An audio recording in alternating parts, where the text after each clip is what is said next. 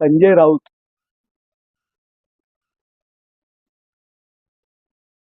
चाकरी करतात शरद पवारांची, पण भाकरी खातात उद्धव ठाकरे यांची. त्यामुळे राष्ट्रवादी पक्ष ज्याप्रमाणे स्क्रिप्ट लिहून देतो त्या पद्धतीने ते सकाळी बोलत असतात.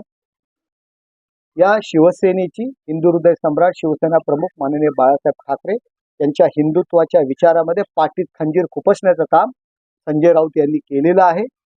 त्यांना उद्धव ठाकरे यांच्याबद्दल सहानुभूती नाहीये. ते शरद पवारांसाठी काम करतात. त्यांच्या घरातला मुख्यमंत्री होण्याकरता किंवा स्वतःला मुख्यमंत्री होण्याकरता ते अशा पद्धतीने वक्तव्य करत असतात.